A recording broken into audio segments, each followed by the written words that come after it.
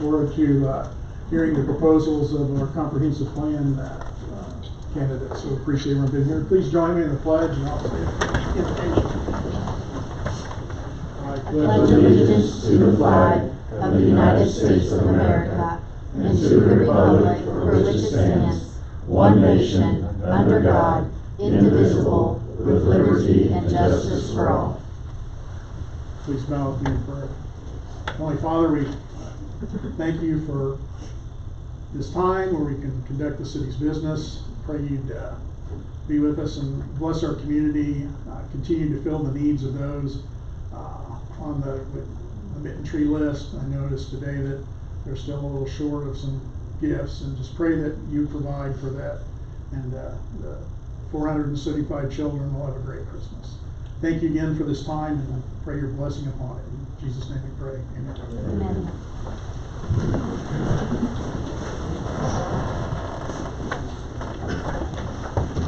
I'll mention too that we have Councilman Trailer on the phone calling in from Points North. And Des Moines, he's in Iowa. Okay. Hopefully he'll be back by Christmas. And go ahead and look for and have someone to make a motion to approve our agenda for this evening. I make a motion to approve the agenda. Krista makes the motion. Any seconds? All those in favor say aye. Aye. Motion carries 5-0. Thank you. Item D, citizen comments. This evening, the senior center is having a little potluck, and a couple of the guys said they might come over and give me a hard time, but I said wait till January, there won't be as big a crowd. So with that being said, if there's anyone that would like to speak for 3 minutes, it's the opportunity for the community to come and share some concerns or thoughts.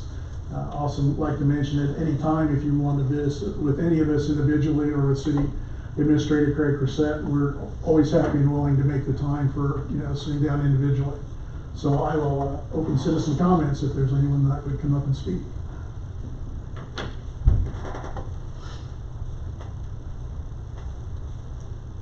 It's kind of like the winds blowing through North Texas. Going once, going twice, anyone? Okay, we'll close citizen comments and move on down the agenda. Item E, ex parte, it's a chance for council members to let us know if there's any interests or any conflicts of interest that they've had communication with anybody that's on the agenda for this evening's meeting.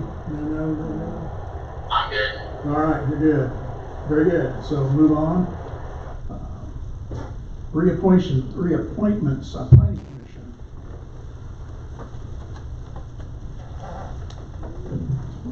Mayor City Council, this is F1, renew the 3-year terms of the planning commissioners. So planning commissioners operate on a 3-year term with an appointment happening periodically. And so with Preston Black was appointed on September 2nd to replace Chris Williams. Chris Williams' seat expired in December of 2025, requiring Preston to be reappointed at the end of this year for another 3-year term. Also, Justin Parks is fulfilling his 3-year term and would like to be reappointed as well. Mayor Lee is making that recommendation to reappoint both of them, and so at this point we're asking if the council will ratify the decision to reappoint both Preston Black and Justin Parks for a 3-year term. The terms follow as such, where they're reappointed in December, and then the first year would be January, and then January, December, and then January, December again for another reappointment at that point. Any questions? I'll entertain a motion. I make a motion to approve the mayor's decision to renew the 3-year terms of Preston Black and Justin Parks. Second. I second it. All right, we'll let you do that since you're calling from Des Moines. Any discussion? No further discussion. All those in favor say aye. Aye. Motion carries. Very good. 5-0. Thank you. Preston's here this evening. I know you prepared a 25-minute speech, but if you'd like to say anything, I'd give you a chance. No, thank you though. I appreciate this. I'm grateful for this position. Well, I appreciate your willingness to serve and spend your time and share your expertise, all of you, with us. So thank you. Very good. Thank you. All right, very good. Next item, local government day delegates. Honorable Mayor and City Council, Craig Crossan, City Administrator here.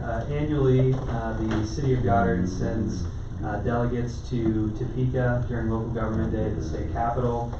We will leave first thing in the morning on the 28th and then come back first thing in the morning on the 29th of January.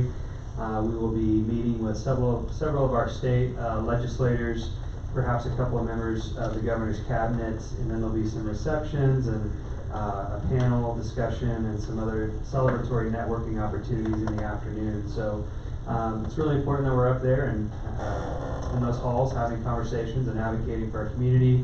I do think that last year we had a very successful trip, and just grateful for the opportunity that the council supports us in going to do this important work. So I do believe that Mayor Lieb is interested in going again this year.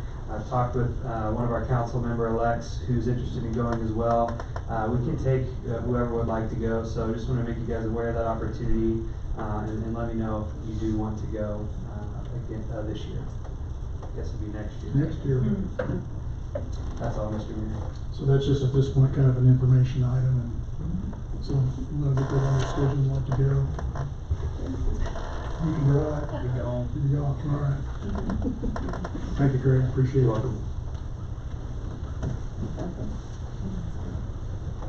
Next, we have our consent agenda. There's several items on there. Hopefully everybody's had a chance to review those, and if there are any questions, I'd entertain a motion to approve the consent agenda items. Make a motion to approve the consent agenda items. Naomi's made the motion, Aubrey seconds. All those in favor say aye. Aye. Aye. Motion carries 5-0. Thanks, Brent. All right, moving right along. There's no unfinished business. That brings us to new business. Honorable Mayor and City Council and Planning Commission, we are happy to present and have presented Hazel Levine, Olson, PEC, and SEH to give you guys a presentation about why they should be selected for our comprehensive plan update. We have them in alphabetical order with no particular order, others being alphabetical. They will be given 15 minutes to present, and then after such they will have a Q&A where Planning Commission and City Council can ask them questions. There'll be unlimited Q&A, after which they'll go on to the next presentation and the next presentation until everyone's satisfied. And so, without further ado, we will introduce Hazel Levine with Jack Carso. Mr. Mayor, quick point of clarification. We'll do the Q&A after each 15-minute presentation. We're not Okay. waiting to do them all at the end. We'll do them after each individual presentation. Okay, we'll do that. Good evening, everybody. Good evening. Hand out here. I know you guys packets, but I think I got one too. that's That's a different one, all right.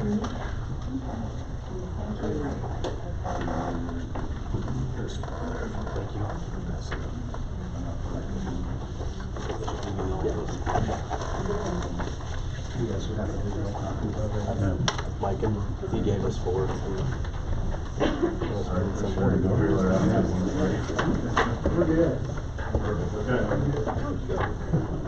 Well, commissioners, council members, thanks for meeting with all of us this evening to go over the proposals for this important project for the city of Goddard. Really honored to be here with you all, so appreciate you taking the time. My name is Jack Carson, I'm with Hazel Levine. Before we kind of get into the presentation, just want to go over a brief agenda, do some introductions, talk about Hazel Levine, who we are, also talk about our partner Kinley Horn. We'll get into the project understanding. That was the handout that I just gave you all, and then we'll get into that question Q&A period at the end. So, project team Hazel Levine is the prime consultant for this effort. We're lucky enough to be joined by Kinley Horn. Kinley Horn is a national transportation and infrastructure engineering firm. We work with them a lot on a lot of our comprehensive planning projects. We're working with them on a project outside the city of Chicago right now, also in the city of St. Louis. So we work really well with one another. I think some of the things identified in the RFP signal to us that we might need a partner like Kinley Horn. And so just excited to be partnering with them. You'll see in the handout there, Justin Opitz is our contact with Kinley Horn. We work really well with him. He's, to be honest, he's probably one of our favorite sub-consultants that we work with. If we could hire him, we could. We just can't get away from Kinley Horn. But working with him as well as his colleague there, they'll be helping us out with the more infrastructure-specific pieces of the plan. So a little bit about Housel Levine. So Housel Levine is a planning, design, zoning, and geospatial firm. We work at all different scales, primarily work on comprehensive plans like this project would be, but we also do downtown plans, neighborhood plans, sub-area planning, corridor planning, and then zoning ordinances. We have national experience, so we work throughout the country from California to Massachusetts. And I just say that to say, you know, some of these bigger planning issues are similar throughout the country. So housing is a big one, for example. What may work in California might not work in Kansas, might not work in South Carolina. But that's to say, you know, because we have this kind of wide experience, we're able to look at these different communities, see what works, tailor it specifically to each project to make sure that we're solving the issue appropriately. And then we're innovative and fun. We really take each project as an opportunity to innovate, to do something different. You'll see on the next slide here, we won a lot of awards just because we do just that. We want to tailor each project to be specific to a community, but also, you know, use it as an opportunity to do something different. And then we're fun. We take our work really seriously. We don't take ourselves too seriously. Not everybody can get excited about planning and zoning, but we really enjoy it. It's fun for us. And so, you know, if we're selected to help you with this effort, you'll find working with us is enjoyable. This is that award slide I alluded to, and I just show this here not to be braggy or anything like that, but just to show that we really take a lot of pride in planning and the profession of planning, making sure that we're tailoring plans to be specific to each community. And I also wanted to highlight this because a lot of these awards that we won, the community submitted for the award. We didn't even know that was happening. So I think that just goes to show the communities are happy with the final product when we ultimately deliver the plan. So again, just highlighting some more of our planning experience throughout the country. I would say our sweet spot is kind of around Goddard size, so that like 5,000 to 25,000 population range. A lot of these are growing communities, wanting to take a look at their planning, making sure that the recommendations in the future land use accommodates that growth and what that looks like. So similar to Goddard, some of these places are, you know, different, obviously geographically, but some of the same issues. So getting into our project understanding, this is on your hand up there as well. This is just kind of our preliminarily at some of the issues, opportunities, strengths of the city of Goddard, and things that the comprehensive plan can address. So it's not to say that these are the only issues that the plan will explore. About the first third of our planning process, we'll really dive into that with the community, listening to them, hearing what they have to say about some of these issues. But this is just our kind of first take at some of the opportunities and issues. So obviously, you know, a big piece of this comprehensive planning process is how to shape future development. I think the city has done a lot of good in terms of setting up future development, trying to set the stage for developers to come invest in the community. With the bond district, a lot of the work that's been put in there, so the plan can really help the city accommodate that new growth. Where does new housing go? How does commercial fit in? Where does industrial go if that's something the community is interested in, without compromising that small town character? You know, you walk around this kind of downtown area, you can really feel that small town charm, and you don't want to lose that as you grow.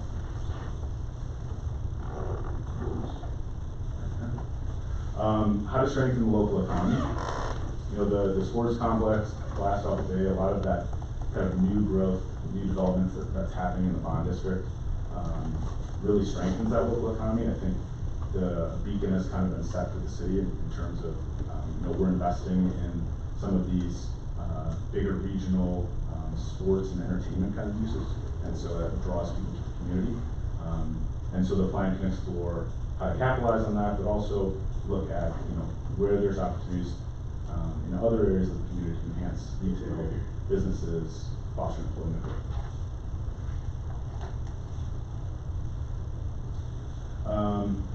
With growth, there's always this question of how do we maintain our existing levels of service.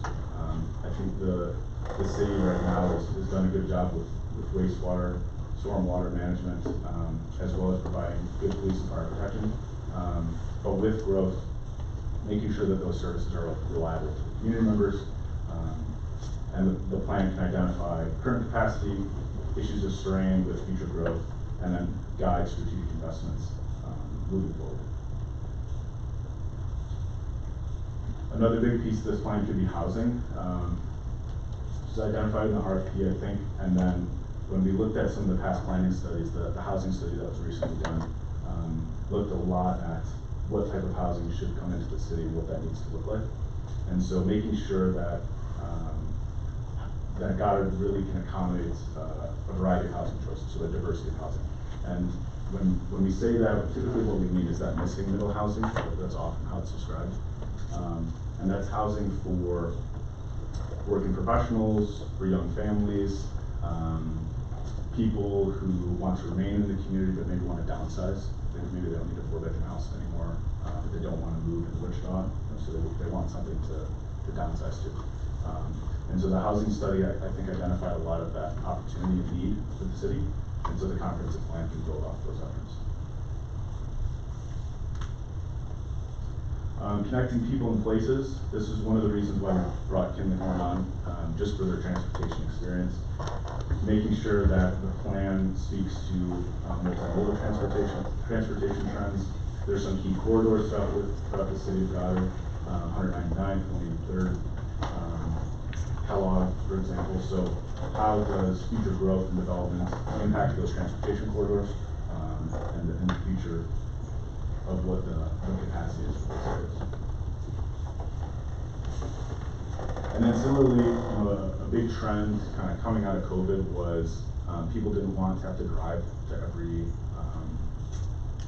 every day needs. So if you want to grab a cup of coffee, you don't always have to hop in the car. Maybe you can walk around the corner and get to a local coffee shop. So taking a look at what multimodal transportation looks like, making sure there are connections for pedestrians, for cyclists, making sure there's trail connections. The city has done some good with that thus far with the linear parks and some of the trail systems, but looking to potentially expand that in some of those new growth areas. And then smart investment, looking at cost of service or revenue per acre analyses to make sure that the city is growing responsibly, making sure that services and infrastructure kind of match that growth. This is something that Kim McCorn is really good at, again, and one of the reasons why we brought them on for this effort. What we do really well with them is kind of match up what the future land use plan looks like, and then tie that into the costs for new infrastructure. And so it's a really good 1-2 punch when you're updating your comp plan to be looking at both of those things. So that's kind of the understanding. So far, again, this is just preliminary based on our kind of research, looking at past plans. But this will get fleshed out in that first third of the process as we get in touch with the community members, talking with you all, talking with department heads, business owners, making sure that we have a good understanding of the issues before getting into any sort of recommendations. So the timelines, 12-month timeline, I will say meetings with the steering committee as well as outreach really kind of drive this timeline. We're committed to staying on track with the 12 months, but working around people's schedules, especially with the steering committee, just makes that a little bit more challenging, so I just want to highlight that, so we don't know. And then our scope of work is a 5-step process. So it begins with that kickoff and existing conditions analysis. Step 1 and step 2 kind of run in tandem with one another. So as we kick off the project, we'll start off upfront public engagement. We do a lot of online outreach, online surveys. We have a tool called map.social. It's basically a spatial survey that allows people to drop points on a map, like and comment. It's interactive, so I can see what you all post, you can see what I post. It's a cool way for people who can't make it to any in-person meetings to give feedback on the process. And then as we build out that community engagement, we'll sort of snap a chalk line and do the existing conditions memorandum. That's the foundation for the plan. From there, we'll kind of build off and get into steps 3, 4, and 5, which is the visioning. We'll go out to the community, establish a vision, a set of goals, and then ultimately start drafting the plan. The plan will include recommendations that seek to achieve, you know, the community's vision as well as those set of goals.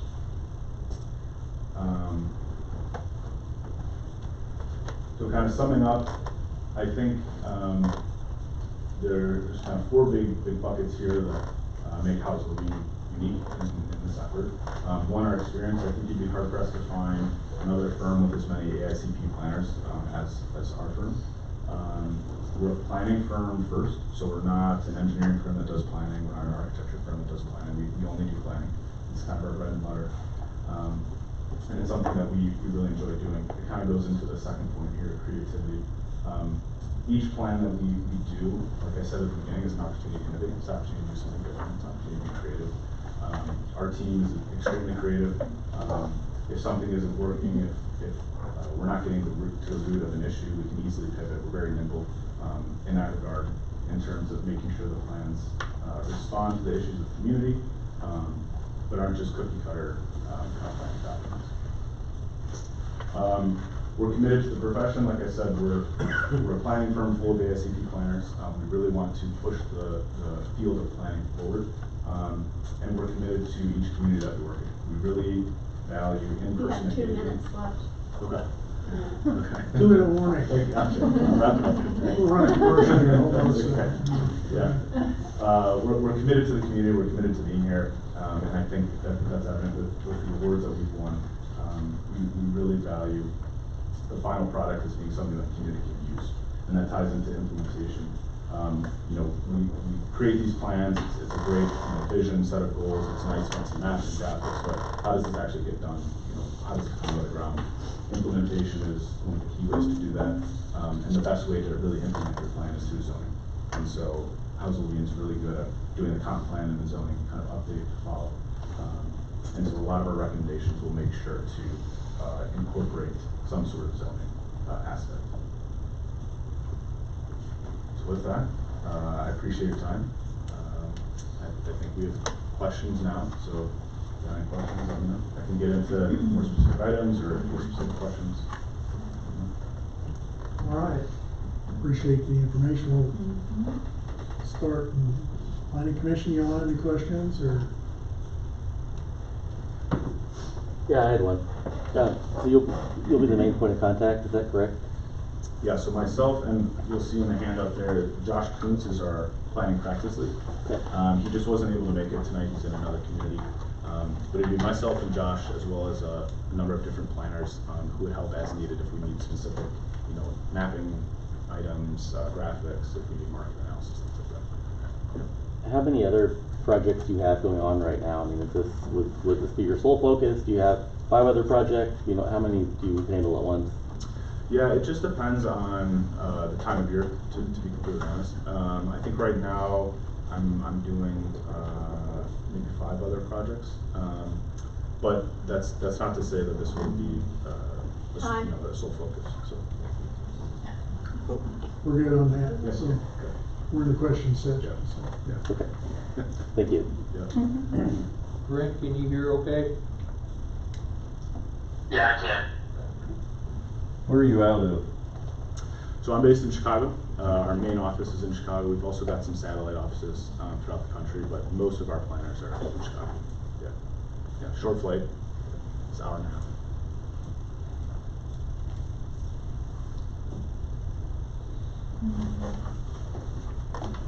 One of the issues that's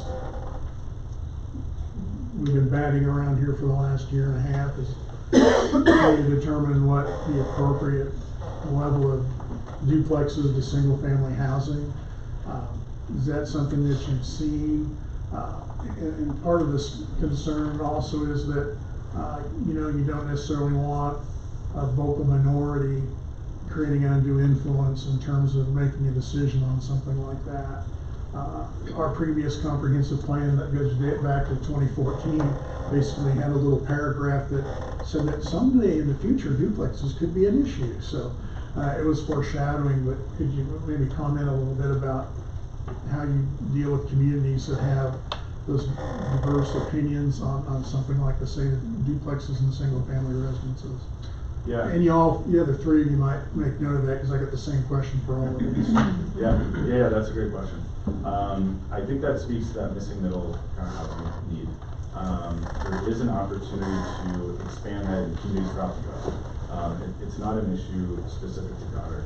I think when people envision duplexes, they often think of something that can't fit into an existing neighborhood.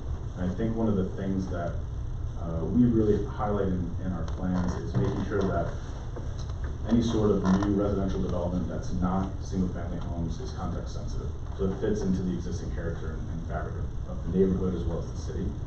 So you're not building these big apartment complexes that don't fit. You can do duplexes in a way that you really wouldn't even know if you were to redevelop a home in a neighborhood and build that out. So, and speaking to your kind of initial point of what's the right mix, it's hard to say that there is no real right mix of housing types. I think what you want to look at is tying it back to your demographic data. So you can look at average household size, you can look at your average number of bedrooms, for example, and so making sure that there's none of that housing mismatch. Oftentimes what we see in communities is majority of your housing stock are 5-bedroom homes, but your housing size is 2.5 people. So does that really make sense for your needs? I think the other thing that the comp plan can do is build off of the housing study, the Hoffman study that was done. I think there's a lot of great information in there about what the city can do and what the needs are. So the comprehensive plan will definitely speak to that.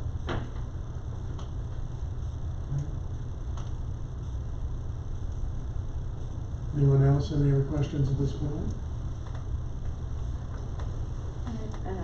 Go ahead.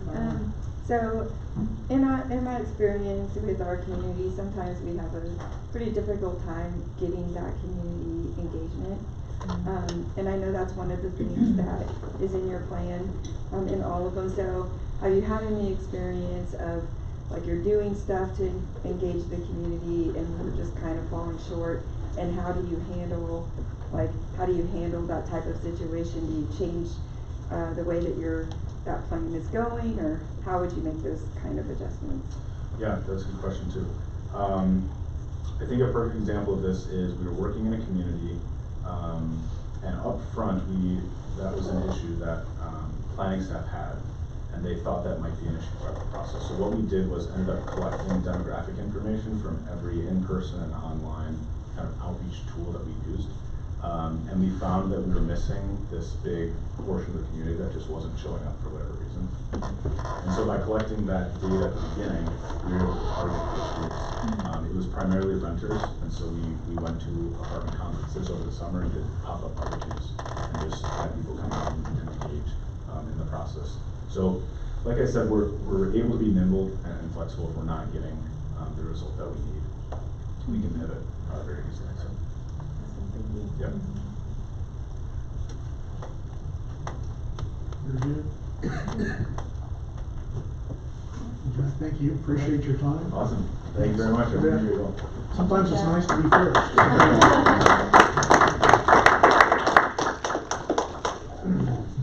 Thank you, Hazel. I'm going to jump ahead now. The next group is Olson with Shelby Ferguson and Abby Newsham.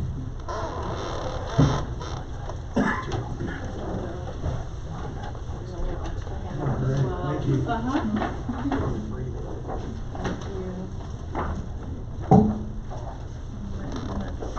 Take one for myself and then let you all pass down and Sure, thank you. enjoy the rest of them.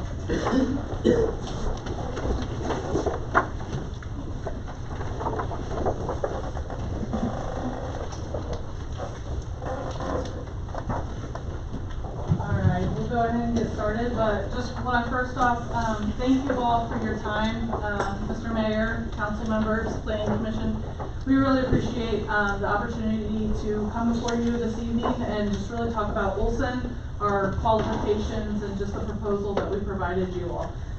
So with that, just want to jump right in and just give you a little bit of understanding of our project leadership that was outlined in our proposal, as well as a little background on Olson. For many of you may know Olson as an engineering firm, but really want to highlight that there's more to Olson than just engineering. Within it, we have a small group, our planning engagement team, which is made up of planners, transportation planners, community planners, and engagement specialists. And so within our group, we are spaced over several offices across the United States, but myself and Abby are specifically located in Kansas City, actually downtown Kansas City. And so we come just 3 hours away down I-35 from you all. So again, just really excited to be here. But just first off, my name is Shelby Ferguson. So for your all's purposes with this project, I would be the project manager and your day-to-day contact. But within Olson, I am a public engagement lead as well as a lead planner. So I come with 15+ years experience specific to planning, community planning as well as engagement. And so really just excited to be here this evening, and I'm going to step you through several of our pieces and key points that we really truly feel differentiate us from those other points that you may hear this evening from the other qualified firms as well. So I'll let Abby introduce herself. Hi, my name is Abby Newsham. I am also a planner with Olson. I have about a decade of experience working with communities, certainly across this region, but also across the country. I specialize in land use planning, and I also have a specialty in zoning as well. So very excited to hopefully work with Shelby and you all on this project. Thank you, Abby. And I also just, while they weren't able to be with us this evening, I just want to highlight also Sharon Woods with Land Use USA. She is on our team as a sub-consultant for our economic and really our analysis component in terms of economic and market and housing. And then we also have Joe Minicozy with Urban 3 on, as you saw in there, as an ad service. And so we'll highlight here shortly their roles within our team and how they'll assist us throughout the planning process. As I mentioned, we really want to start to talk about and highlight the things that we can offer you and how do we feel we stand out amongst the other firms here this evening. And so really want to highlight to you all that it's not what we do, but it's how we do it. So as you've probably seen through the proposals, comprehensive planning especially has a very similar process. We all have our take on it and how we'll go about it. But Olson really wants to highlight that it's the how for us. And so a big component of that, as you see by this graphic, is our engagement. We really truly see this as the heart or the lifeblood to the process itself. And so it's something that we do from the onset of the project to the very end.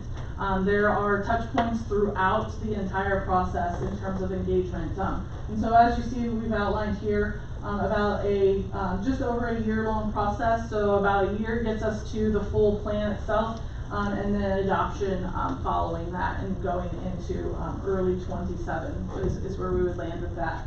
And as I mentioned, several of those touch points in terms of engagement really are backing our analysis that we do at the forefront, our existing conditions analysis, as well as just making sure that we're touching as many conversations throughout your community as we can. That then helps us inform the planning phase, which is our plan writing, getting to the recommendations and implementation as well. So just really want to focus in on that public engagement. As I said, it really truly is the heart of the process for us. And so through these images that you're seeing up here is we have several ways to engage within the community. As you saw within the proposal, we're recommending online engagement, in-person engagement, and then a big component of that is the outreach itself. So we really pride ourselves in making sure that members of your community will know how to be involved, and that's through social media graphics, a dedicated project website, knowing how and when they can engage, whether it's at a pop-up event, whether it's at a workshop, You know, if it's online, we do all of our materials go online for a virtual open house as well, following our charrette process. And that's one piece I really want to highlight. So I know charrette is probably maybe an uncommon word for some of you in the room, but it's really a fancy word for a workshop. And so as you see here, these are actually some images. The top large one, that's Cody, our landscape architect, that we worked very closely with. Actually at our Leawood charrette just a couple of months ago, and what we really start to do is pen up maps and questions and really start to understand what the opportunities, the challenges are within your community. And then the second day of our charrette process, our team works hands-on in drawing recommendations, framework maps, really looking at the connectivity, the land uses, housing, how does it all start to work together and flow together to be several framework pieces that will then start to outline the plan document and how we move that forward. So from those charrette process, you'll get a land use plan, transportation connectivity framework, looking at how do you connect, looking at aesthetics and gateways and placemaking, and how do you really form all of those pieces that start to inform the overall plan itself.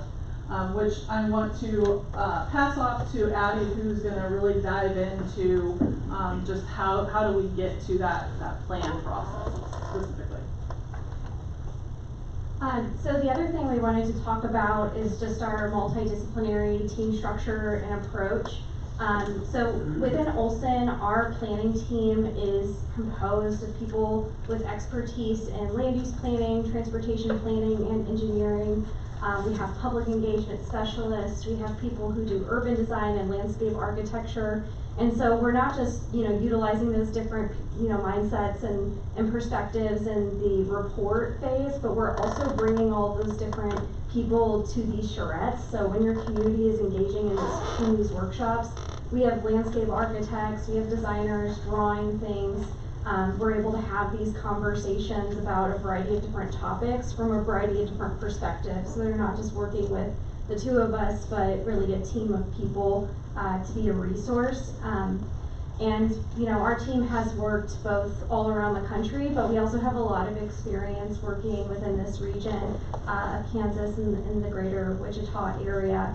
One of the things I do want to highlight about being within kind of Olson is that Olson is a firm that touches kind of every aspect of city building. So they do a lot of implementation work. And so as a planning team, we're able to really leverage a variety of different people who specialize in aviation, people who work with the railroads, people who work with KDOT, and that is really a value to us because we're able to provide some really solid recommendations that way and get some good advice even within Olson, and also get different ideas and hear about what's going on even beyond just planning. So that's really a value to us because that broad capacity is something that really is supportive of our team.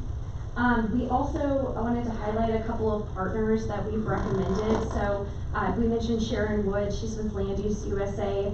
She has something called the target market analysis. So for example, she is able to look at kind of the demographic makeup of a community based on not just like socio-demographic data, but also using like credit information to understand who's moving into your community, who's buying housing, and what type of housing are they inclined to purchase.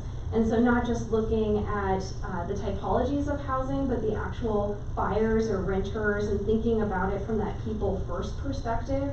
Who is actually looking to find housing in your community, and then who are we serving through the housing policy moving forward. So that's something that I think is a real value. She really helps to move the needle in these conversations of housing, and I've worked with her for many years, and she's just a great person to work with.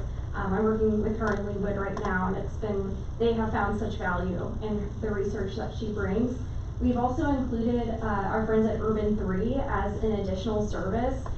We've included them as an additional service because we really wanted to tailor this based on how much you want to dig into the topic of the value per acre assessment, cost of infrastructure service. This is something that we provide and we can do that analysis. I have experience doing that analysis.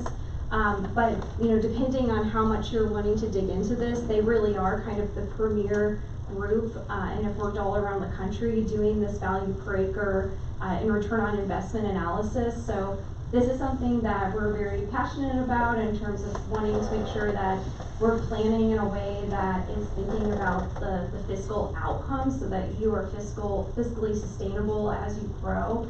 And so we're happy to talk through that with you, but we've kind of provided a menu of options if you want to include them on the team. So kind of finally, just again, talking about our first message here is that it's not what we do, but how we do it. Implementation is something that we always have in mind as we're working with communities.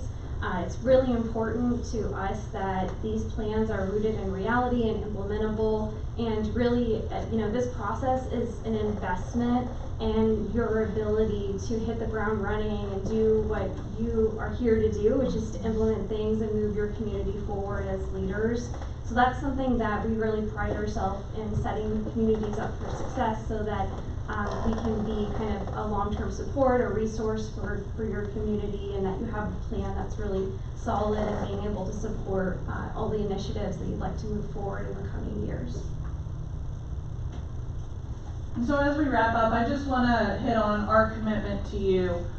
So hopefully this evening we've shown just how we can set ourselves apart and how we really focus in on the public engagement piece of that really being the heart of our planning process and truly informing. So we don't want to come in with preconceived notions of what you should and shouldn't do, but really a lot of that is going to come through that public engagement process and our analysis as we really dive in. And so just making sure that that we can really stand ourselves out in terms of that. Again, having that multidisciplinary piece, having all of those different resources and strengths within our team, but not only within our planning team, but also the larger Olson piece, just all of those resources at our fingertips. And then also the implementation piece. We want to set you up with something that is implementable, realistic, and hit the ground running for you all as you move forward post-adoption. But really, we are here to be the expert in the room, but also really actively listen to you all, be an extension of your staff, and truly bring the process through from start to finish. And so with that, again, just really want to dive in and start to have any discussion that you'd like to have. So with that, I would just open it up for discussion and any questions you may have. Okay, questions? What steps do you take to get the most engagement out of the procedure? Sure. So as you've seen through the proposal, we've outlined what we think would best suit Goddard. But part of that is establishing an initial kickoff meeting with staff and whoever else, whether it's council members, planning commission members that need to sit in on that call. But we'll work through a public engagement plan, outline specifically the majority of the tools that we've outlined here for you, but then we start to have that conversation of what's worked best for you all in the past, what hasn't worked. Have we offered something here that you've used before and it doesn't work? If it's pop-up events and saying, okay, we've done those, but we found that going this route or this time of year worked best for us. We'll start to tailor that into it. So while our process is outlined very specifically, we'll tailor that specifically to your community. Another component of it is establishing our stakeholder committee. We really want to focus in on that being a large group, having that be a full cross-section of your community. So property owners, residents, business owners, influential individuals, advocates, the youth, really making sure that we have a full cross-section of your community on that committee, who will engage throughout each of those at the visioning workshop, at the charrette, and then in our final stakeholder meeting. And then also they're the advocates for us of getting other individuals participating. So that's really our approach to how do we get people involved in building. Is that generally boots on the ground from your farm being here, or what does it Yes. look like?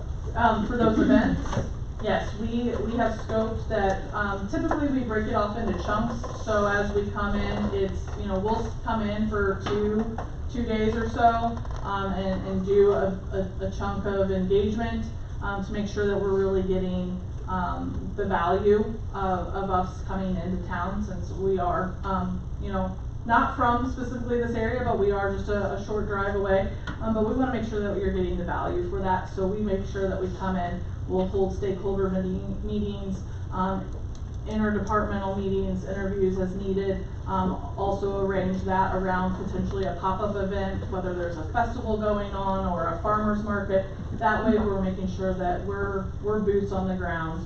And then if there are additional events that staff would like to do that are not within our scope, we will prepare the materials for staff members, for council to go out and attend those as well.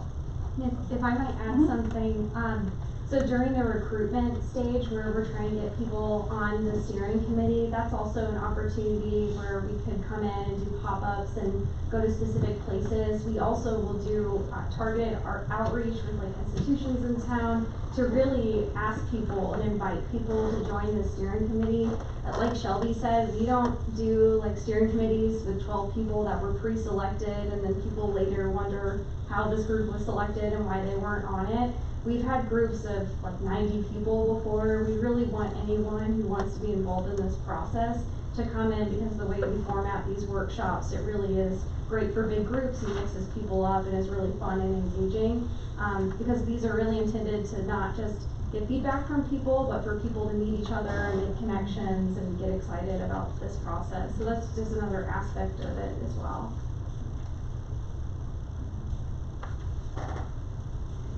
I'd be amiss if I wouldn't ask my question about duplexes. I mean, how would you kind of respond to that in the situation we're in where we've grown from having zero, well, I think in 2014 we had like 40 duplexes, so 1,400 houses and 40 duplexes. We've kind of changed that mix here in the last 3 or 4 years. So are you growing duplexes? Is that Just a few, yeah. just a few, yeah. I'm not gonna give you the quoting stats, but Yeah. I mean, there is a perception that that too many. I mean, you go to Leawood, it's probably apartments, but every community has its issues, so. And it's fair to say there's definitely tension around it all, and trying to figure out what is the most beneficial for our community as a whole, not just a specific demographic of the community or that kind of thing. So it's definitely a tension and something that we're really trying to figure out what the best way to go about is. Yeah, I would first just say that, I mean, those tensions, those concerns, again, as you heard this evening, I mean, that's not something that's new to any, I mean, it's across the board in every community, but like you said, it's either apartments or it's duplex specific, but that's something that Olson, through our engagement process, we're here to have those challenging conversations. We're not gonna shy away from them. Our process also really allows us to have those conversations in a facilitated way that also we're not going to allow individuals to soapbox specifically about them. It's not open mic night, so all of our process is truly workshop, having people integrate in, have conversations together, all of that. But I'll let Abby hit on specifically your question, Mayor, just to the differences and how we go about it. Sure. Yeah, these things aren't a one-size-fits-all ratio or answer for communities, but I think, having someone like Sharon on the team that can really help us think through what housing types mean for people and who is really looking for different types, and also asking ourselves, is it really that people are looking for starter homes, and what are the other, or accessory dwelling units, and what are really kind of the needs in the housing space to help attune the market with shifting lifestyle needs. I think another piece of it is thinking through kind of the design of these different housing types. There was one community that I worked with who had this challenge, about multifamily housing and specifically infill of housing types that weren't single family, and sometimes even really narrow lot single family, where what they were really concerned about was these snap house garage styles. And so we had this kind of saying where we said more green, less gray. So we actually tweaked their zoning code to put the parking in the back and actually have nice frontages that fit in with the neighborhood context. So I think thinking about those opportunities for different housing types to fit in, and then also not doing them all in big chunks in one place, so kind of mixing things up so that it feels like a more cohesive community. So a lot of things can be done within zoning and subdivision regulations, and I won't soapbox too much about regulations because not everybody finds that fun either, but I think that there's a lot of things that we could explore to get into that conversation. Like Shelby said, we don't shy away from these things, so this is an opportunity to really work with people to think through what they really want to build and what kind of community they really want to build.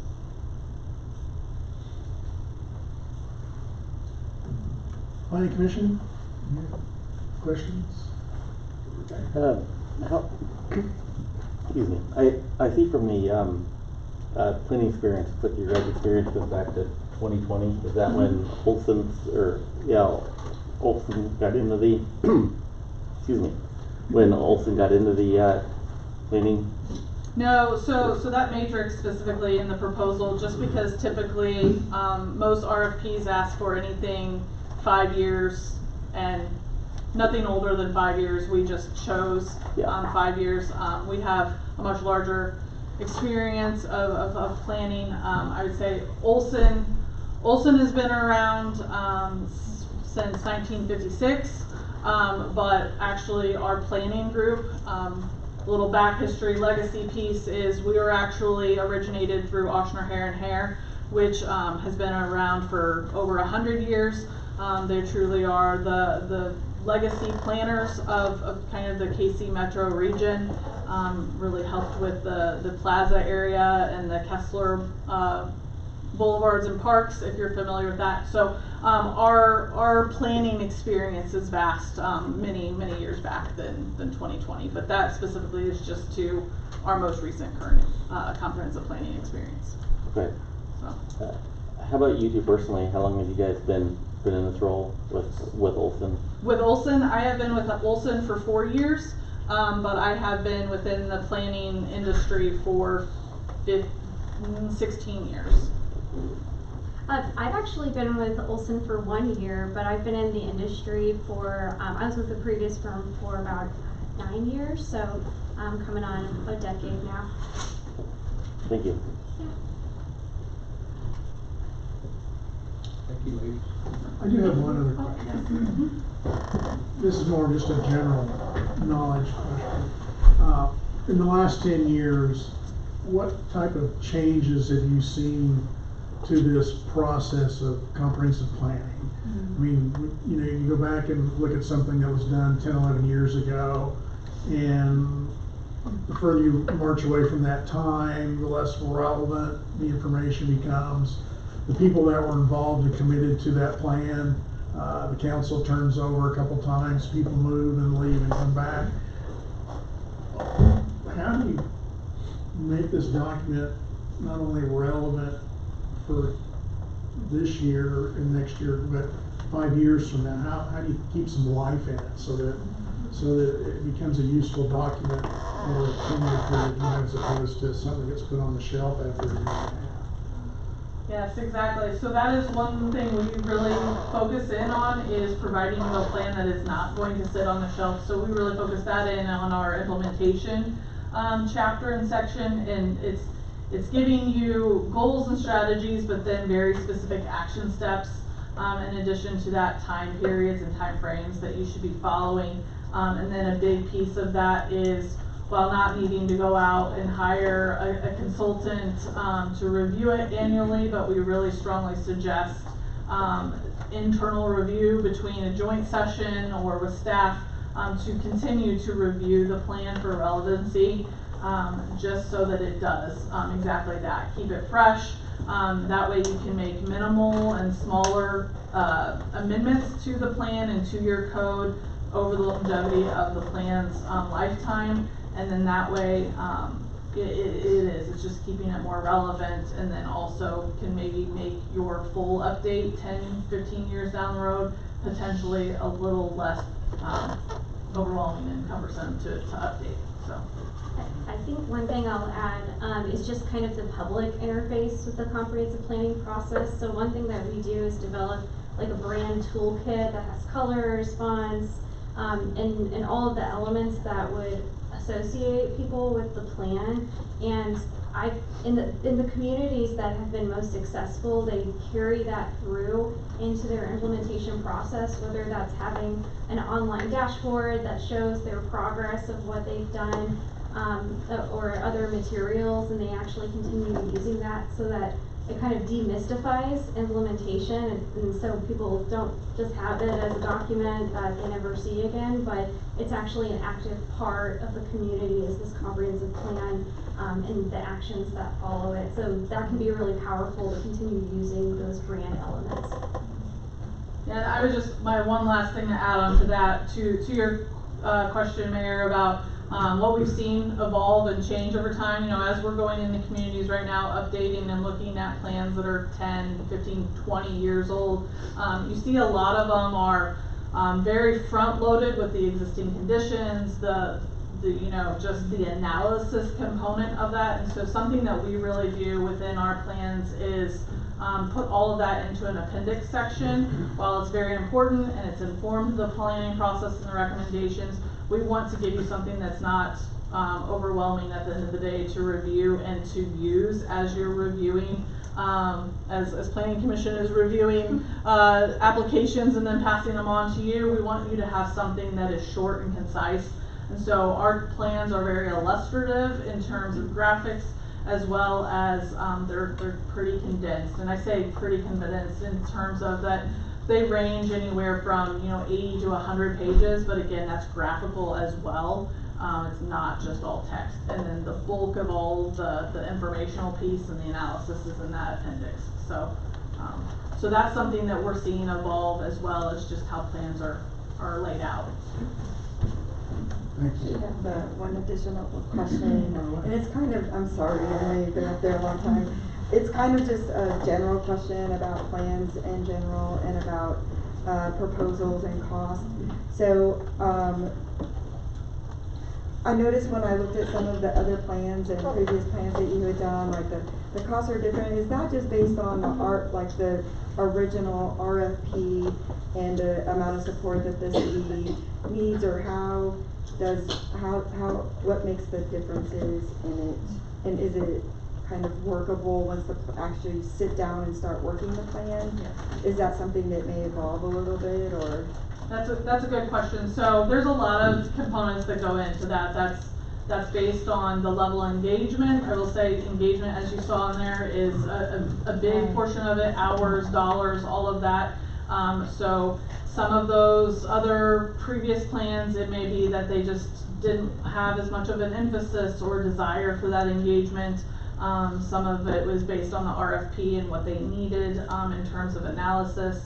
Also just travel cost. I mean, to be transparent and honest, like some of that goes into that as well. So we can do, you know, plans more locally in Kansas City for a little bit less, just because of our drive time. And so there are all of those components, but absolutely, I do appreciate you bringing that up, because you know, that is something that we noticed within all of those is, you know, we do come in at a budget that is more, again, that is focused around that engagement, but it absolutely can be tailored. We right now have thrown in everything that we think to make your plan successful and what we would really desire to do within Goddard. But we are absolutely very willing to look at that and establish what truly needs to be tailored or vetted out. Thank you so much for answering that question. I thank you. We can always work with you on exactly, we've kind of included the kitchen sink, so we're happy to work with you on that. Okay, Awesome, thank you so much. All right, thank you. Thank you.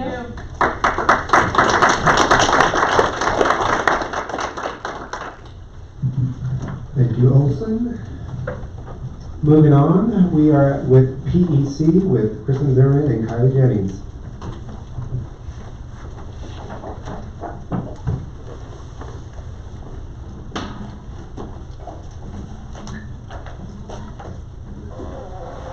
Well, good evening. Good evening, Mayor, members of the council, members of the Planning Commission. We wanted to start off with a thank you for inviting us and allowing us to share PEC's proposal for your comprehensive plan update. This is a very important initiative and one that will really set the stage for the city's growth really over the next decade. So my name is Kristen Zimmerman. I am the team lead for our planning and GIS team at PEC. I am a transportation planner by trade with approximately 15 years experience working here in the Wichita metro area with both PEC and with WAMPO. Through my experience at PEC, I've been had the opportunity to work with many different communities as well as with KDOT. And my expertise is in infrastructure funding, and my team and I are proud to say we've been able to secure around $30 million in funding for projects and plans for our clients. Kylie? Hi everyone, I'm Kylie Jennings. I've been with PEC for about 1.5 years now on the community planning and development team. To work on long range, on-call planning, and also work with our developers.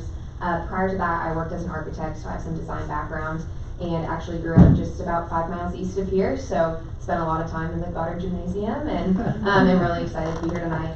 And Lance Onstadt also would be a project manager on this project, and he cannot be here right now, but he's supporting Goddard in another way at his daughter's choir concert at Eisenhower. So she has a solo, so we're all very excited for her. Thank you for having us.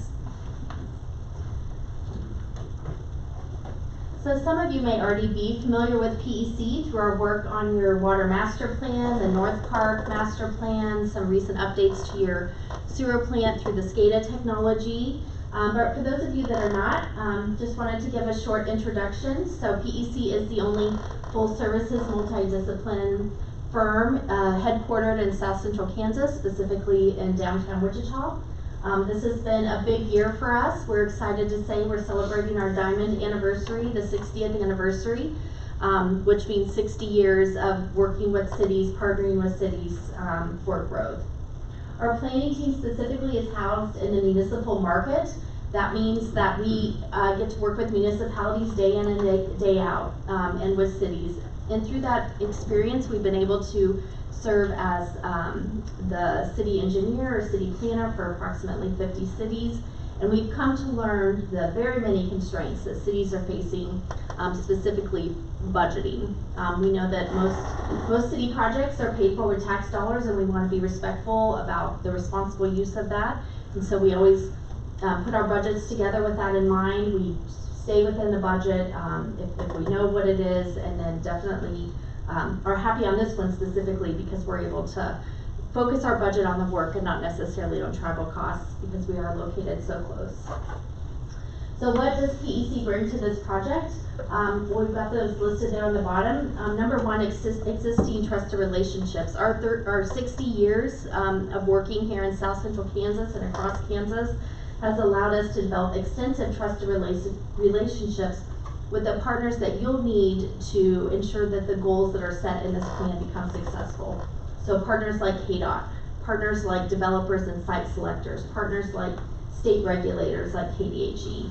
We've also gotten a chance to know your staff through working with Craig and Micah, with Tina and Jason, and with Brian, and with Harlan we've worked with on many different projects. Number two, we bring an integrated planning team to this project. We like to say we don't just plan to plan, we plan to grow cities. As you can see from the organizational chart in our proposal, we have planners, engineers, and landscape architects on our team. And this approach really helps us to get a full picture view of all the aspects and challenges that a growing city might face and how to best move forward. The third one on there is we like to think we're pretty development savvy. We're very tuned in to the land development market in South Central Kansas. In addition to our own experience working with and for cities, we also do work with a select number of developers that are developing projects outside of the cities that we represent. We understand there's a big conflict of interest, so that's a big deal to us, that, you know, our primary work is with cities and the development work is sort of a subsidiary. We understand development financing and really its overall impact on cities' financial home. And lastly, Goddard is home. Many of our co-workers live here in Goddard. Lance lives here in Goddard, our proposed project manager on this project. We send our kids to school here in Goddard, pay property taxes. You know, we do have a very vested stake in this plan, and we're very committed to this plan and this community as a whole. So I think we all know here that Goddard has had tremendous growth over the last few years, and it looks like nothing's going to slow it down in the near term. We know your population is close to doubling just with the residential developments that are in your pipeline now. In addition, you've got commercial developments along Kellogg and downtown, and industrial developments to the southeast and to the west of town. So really looking at any of these metrics, we can see Goddard's moving in a good direction. Kylie? Oh, and then let me finish this slide.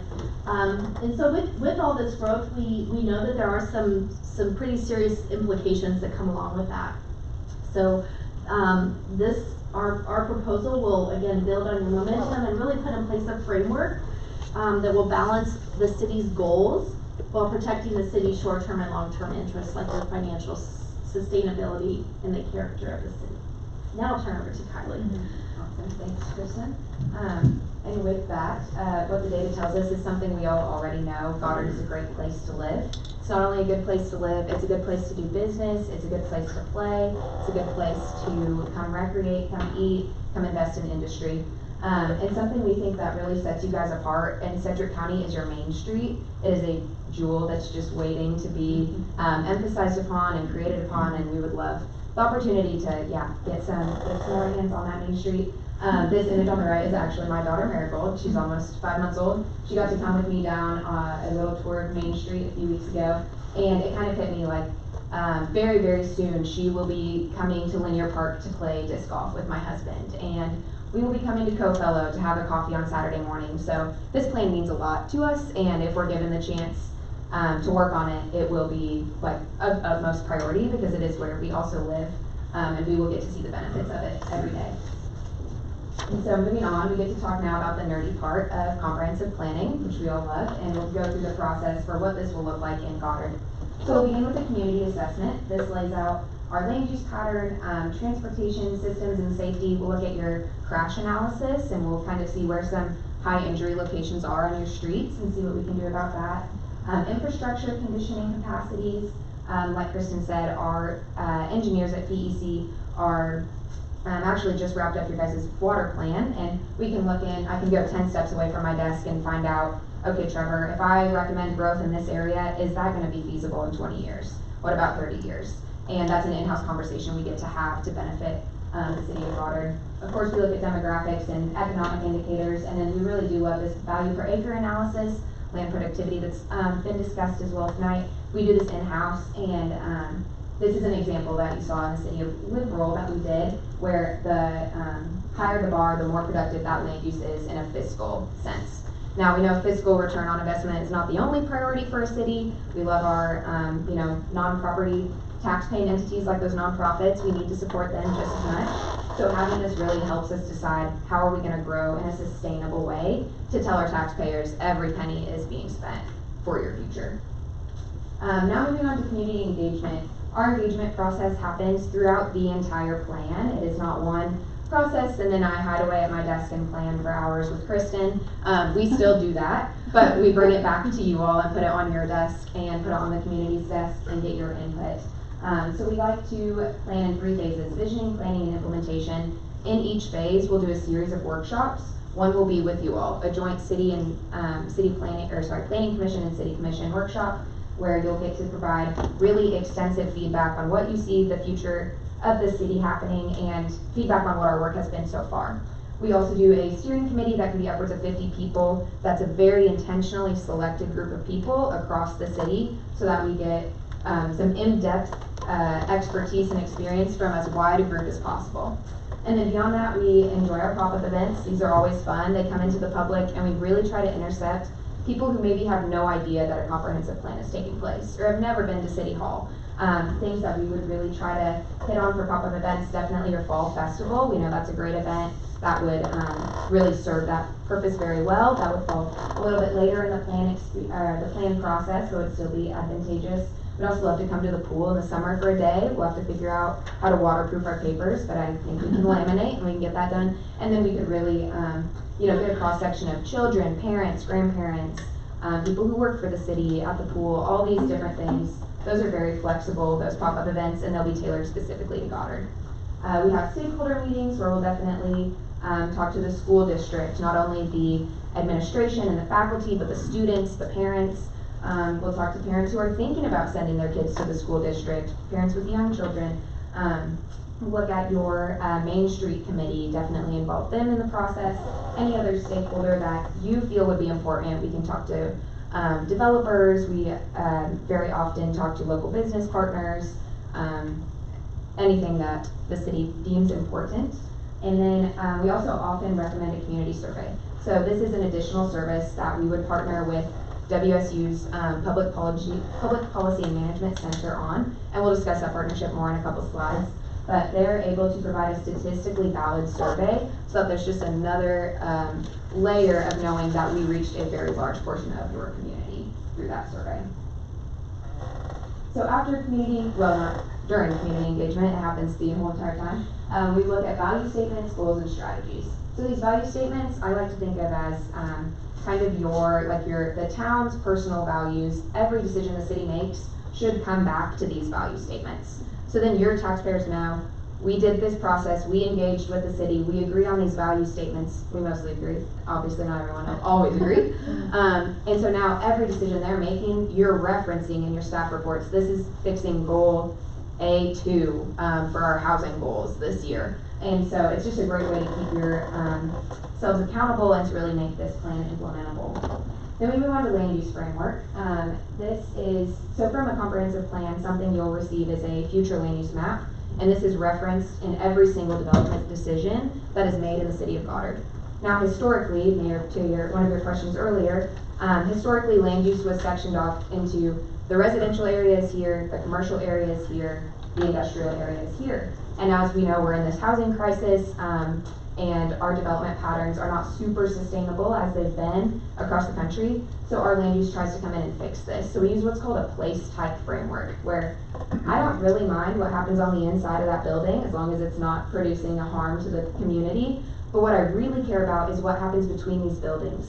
Can I walk down this street without getting hit by a couple cars on the way? Can I send my kid to the grocery store and know that they have a protected sidewalk that they can get there on? So this place type framework focuses on what does Goddard feel like, what does Goddard look like, and how is it going to benefit you in the future.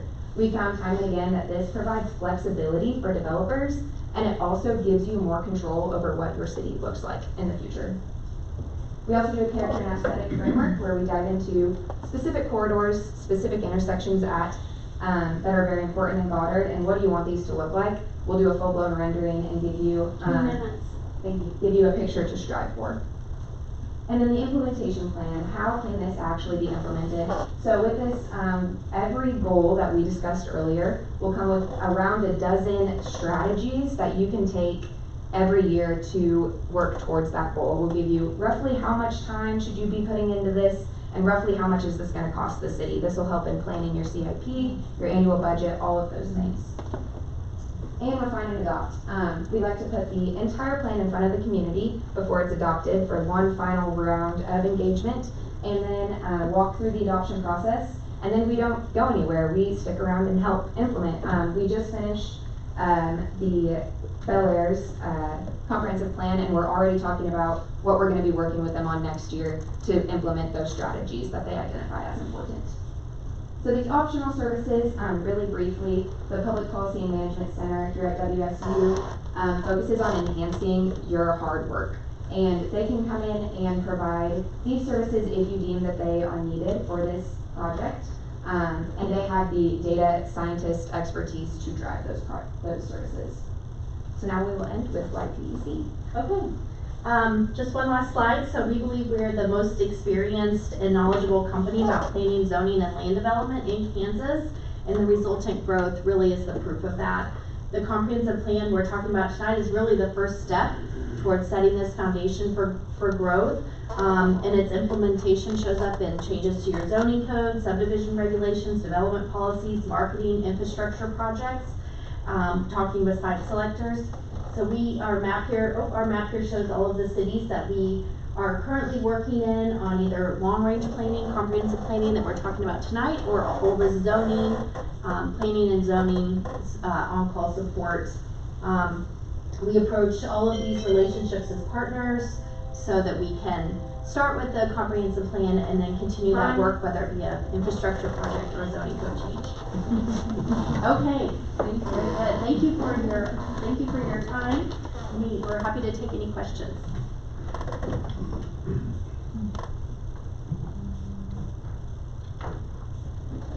Shy bunch, go ahead. No, I like the idea of coming to like the National Night Out and speaking to people. I think it starts in March on Sundays from 1 to 5. They block off downtown. Come and talk to people down there, tell them where you're from, what you're doing. Absolutely. Get some ideas from them. It may not be the ideas you want to hear, but that's the public's ideas. Yep, and that's what we're here to find, yes. And we've found that, obviously, planning can be controversial. Not everyone's going to agree. I'm guessing even in this room, there's probably many things we all don't agree on. What we have found is really important is establishing trust in the process.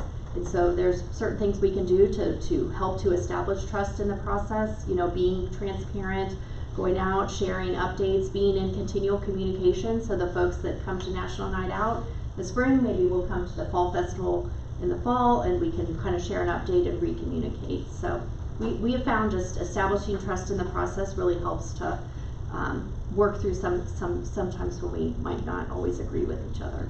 Or maybe even hand out cards and say there's a website, put your comments on there, let us read it. Definitely, yeah. We'll leave you all with a packet as well, and in that packet you'll see some examples of engagement plans we've done and some social media items that we've been able to help produce. But I'm for just exactly that a source. website. A lot of people don't do social media. Right, yes, so it can link to a website, Right. and yeah, it's great point. So would, who would be the main point of contact day to day? Would it be Lance? Lance. Lance, okay. He sends his regards. So you're kind of getting me as the JV team tonight. So. And then how many?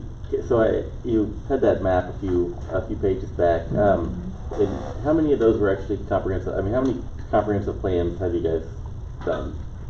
Yes, so we just wrapped up Liberal and Bel Air's comprehensive plans this year. Currently we're working on Colwich comprehensive plan. And in the smaller neighborhood plans, it's a very similar process to comprehensive planning. We've wrapped up College Hill the past year, Midtown we're beginning now. So. And that's with our current team. That is our current team. And so, correct. and I would add probably, let me think. I would probably add maybe 15 or 20 on top of that in the last 5 or 6 years. So we do, I will say, obviously that's a smaller number than maybe some of the other numbers you've seen tonight. I will say we're pretty selective on these comprehensive plans because we do like to establish a longer term relationship if the city will have us. So, we really are kind of selective on which ones we do try to compete for, because we really try to look for only those ones that we can continue to support through either through our engineering work or our on-call planning work. Okay, thank you. So you all had a hand in the North Park project, water plant, right? Correct. Dealing with us previously with the city, what lessons have you learned or discovered through those projects, and how would you improve them? Okay, very good question. I'm glad to take a stab. You want to add anything? Well, I would say a couple things. One is that the council is very interested in what goes on within the city. I think that's something that's important. Cities are very different, like households, and sometimes the council wants to be very involved and sometimes they don't. So I would say that's one. I would say two, that the city is very eager to grow and do it in a kind of organized, methodical way. And facing challenges in that process. You know, we definitely learned that through the water master planning effort of sort of, you know, what should we do first? What should we do next? How do we move ahead in a kind of a responsible way? So I would say those are probably the two biggest things we've learned through working with the city. Yeah, I might just add with that North Park master plan, it really showed, just looking at the renderings and the final plan, the city is ready to do really cool things. The city wants exciting development to happen in Goddard, and so that was a fun, project for us to get to work on, and I know that same energy would continue into the comprehensive plan. Do you have a timeline? Yes, so very similar to what was laid out for us is adoption by March of 27. Okay. Yep. And then all of the pieces that fit in between then and there really hinge on the city's schedule, the city's events, things like that. So. Thank you. I'm gonna take a stab at the duplex question. Yes, we'd love to. If you want to start, and I'll start. I feel a little bit like we're cheating because we've had more time than the previous two groups to give an answer. So We'll take that into consideration. Okay. Yeah, it doesn't handicap. I'll share a few of my thoughts, and I know Kylie has some. So, number one, I would say, Councilmember Hall mentioned, this is very controversial. Very controversial. You know, Goddard is home to many people, and our homes are something we fight for. And we know its tensions are high, emotions can be high, very controversial. So number one, just want to acknowledge that. It's a tough situation for all parties, and you know, we like to think everybody's coming from a good place, a good motivation, that we want to fight for our community and fight for our town, fight for our kids. And so it's kind of coming from a good place, but sometimes it manifests in a very controversial way. So that's one. Number two, I would say, you know, development is privately driven. Cities do not develop housing subdivisions or commercial lots. They are coming from developers that are motivated by a profit, to make a profit. I'm sure many of us have all seen costs have gone through the roof. We've had massive inflation, supply chain costs, either through COVID or other reasons. And what we have been hearing from the development community is that really these duplexes are how developers are making money. That is the only profitable way to move forward with development. That is something we've been hearing. You I'm sure have your own opinions on this, but that is something to keep in mind, is that, you know, this isn't the entirety of the situation, isn't something we can control, right? The private developers are coming in. Two other thoughts. I do think we're in kind of a experimental time, and we're able to see how is this playing out in other communities. Other similar peer communities, or what you might think of as competitive suburban communities, you can take a look and see how this is playing out in terms of how are the choices being made, what are these duplexes, what is the impact of these duplexes are having on communities. So that's one opportunity to see that. And the last thing I think I would say is that we have found any time there's a sort of controversial or conflicting sort of question, that having some kind of a decision-making matrix is very helpful. It's a transparent way, and it's a way that you can account for many different factors that will influence your decision. So maybe you want to add, like, how many units are they talking about? What's the look and feel of the design? How does it align with surrounding neighborhoods or the surrounding land use?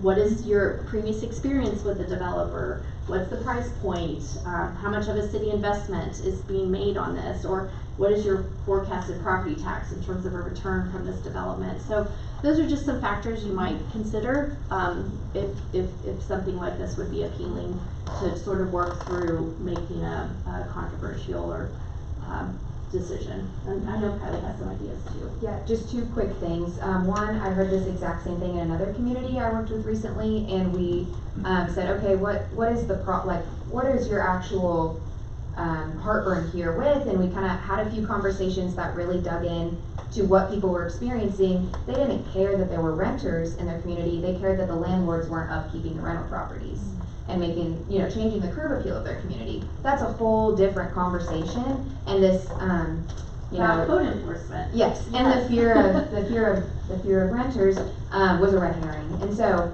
we're experienced in like figuring out, okay, what is the deeper issue here, and can we solve this in other ways? Also, I think this is almost always a design problem. People really don't, I have no problem if my neighbor shares a wall with their neighbor, but if it looks like a cookie cutter duplex that we know was built very hastily and in and out of our community, then it feels a little bit different, right? And so how we go back to our place type framework, where we say, we're not restricting duplexes, but we're restricting what they look like. We're guiding what they look like so that you can still have that development for everyone in the community. We still obviously would emphasize that people can afford to live in Goddard. That is why, right? These are building, and we want everyone to be able, I want to be able to afford to live in Goddard at some point. And so how do we make that development happen in a way that enhances the city's identity and doesn't hurt it? That is what we would likely focus on. Thanks. Any other questions? I think we're good. Okay, Thank you again. Thank you.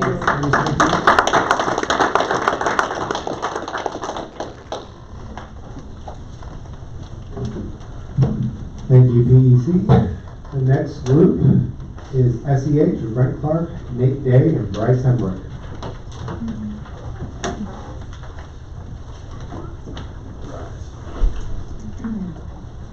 Are we ready to start the time?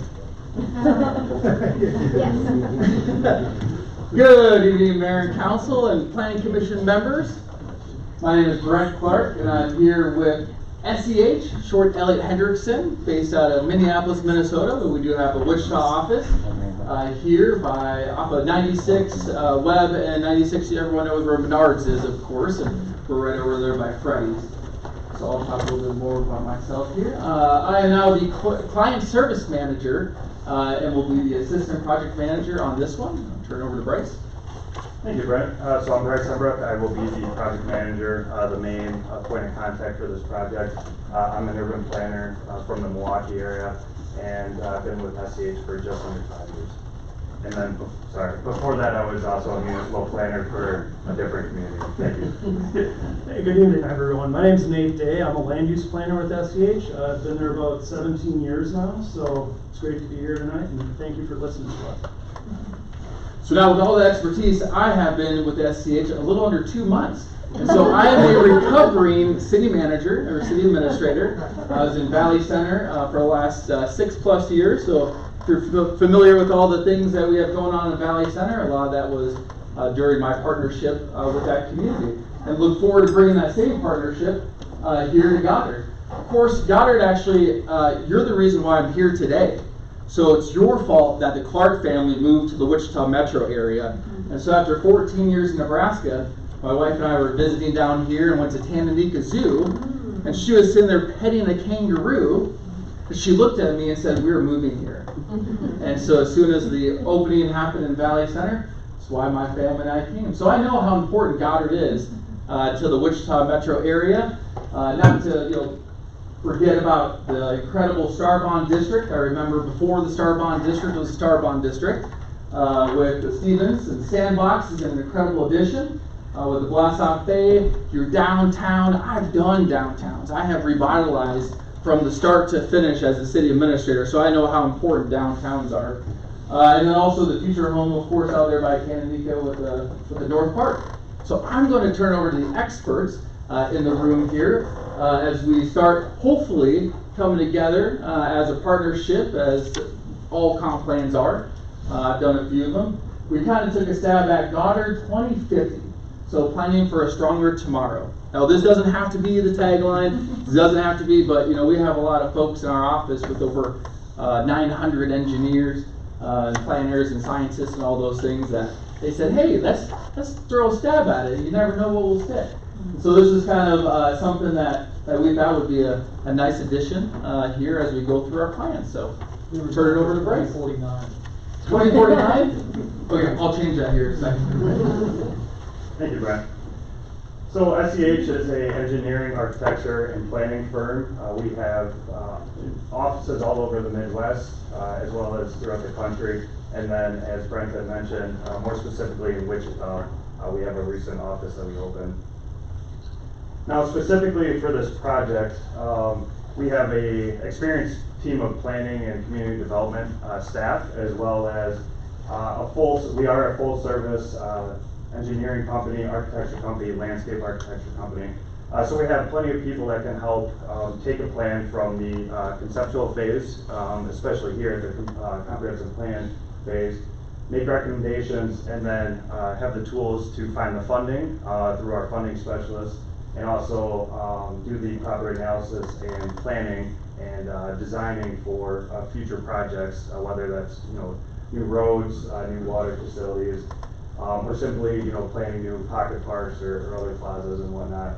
So we rely heavily on our planning staff that all have not all. Some of us have experience as municipal planners, as city planning directors, planning managers. I myself, as a city planner that was in charge of implementing our comprehensive plan for about 5 years as well.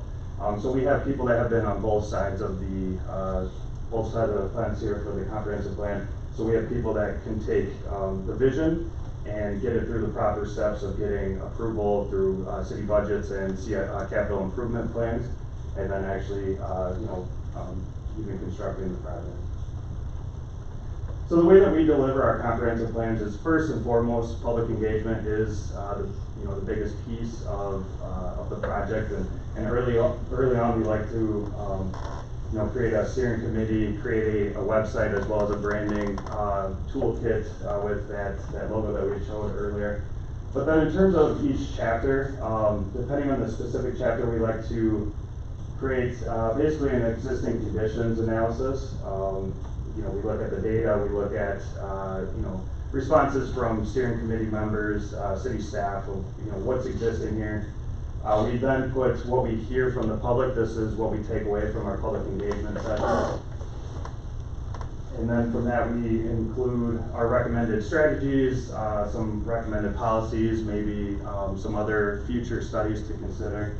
And then that leads to our goals and strategies. So as a little example, here's from Austin, Minnesota, and Malheur County comprehensive plan that you're going to hear about in just a second. But here's an example of how we take the existing conditions.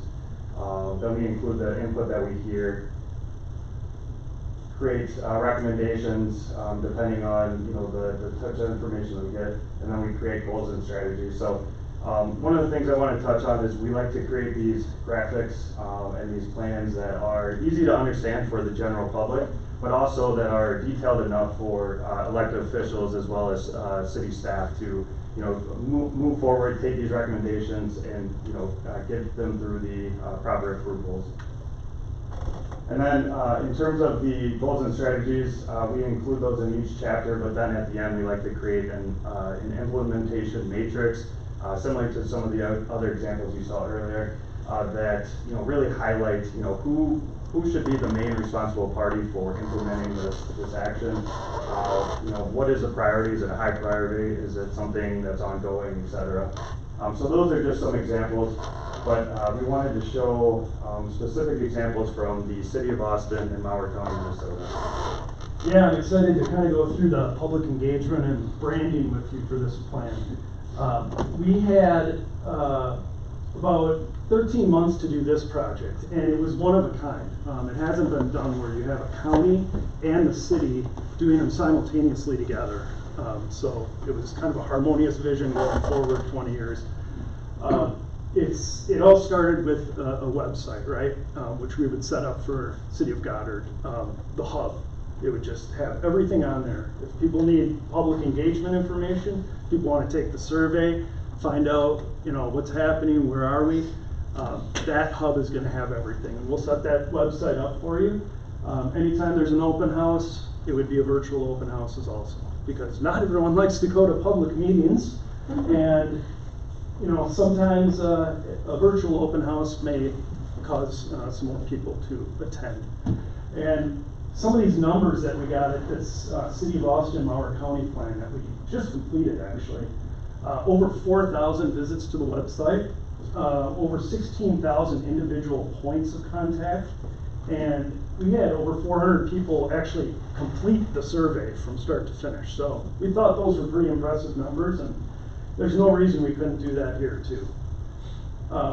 One of the stakeholder meetings, actually 2 times we did this, but for Austin Mower, we got a bunch of the stakeholders together, gave them Play-Doh, and this is a great land use planning integration exercise. This is one way you can get people out to a meeting, is if you give them Play-Doh and they can start to play and, you know, lay down where are these redevelopment corridors? Where are the spots in the city that could use some infill or redevelopment? Found this exercise to be very helpful, and this is something we could definitely do for this project too. So branding, we heard you, it's very important. As you saw, we threw together a logo over the weekend and got that over to you, but that's what it takes. Everything we put out for a plan is gonna be branded. It's gonna have that color, that theme to it. The website, the survey, everything's gonna look a certain way, just so there's some clarity to it, people know what it's about. So we'd like to make sure to have a strong branding with this project. The next comprehensive plan I wanted to bring your attention to is in Hudson, Wisconsin. We finished this a few years ago. It's on the other side, or I should say the east side of the Mississippi, and on the west side of the Mississippi are the Twin Cities. So similar to Goddard, we have this, you know, metro area, we have this bedroom community, there's a lot of growth pressure. One way we engage the citizens there is to go to their Hot Air Affair. That's once a year in February. It's their biggest event, so we were sure to meet everyone from Hudson who was available that weekend. You know, again, you've heard the pop-up events, the go to them theory. It works, and you know, maybe it's the Dam Jam here in July. I don't know. Maybe it's the fall festival, but that's something we decide and make sure to show up for that and get as much info as we could from people. So this Hudson, Wisconsin plan, we got about halfway through the comprehensive plan. So about 6 months in, and we realized that the implementation, the main priority was going to be their wastewater treatment plant. With the growth pressure, they just couldn't keep up. So we're not going to wait until the project's done. We want to start that right away. We got our funding experts engaged. We got our design engineers engaged. We was able to put a funding program together, get it mostly paid for, get the preliminary designs done. And about a year after the comprehensive plan finished, they have a whole new wastewater treatment plant. But more than that, we had a bike and pedestrian plan recommendation that they started on.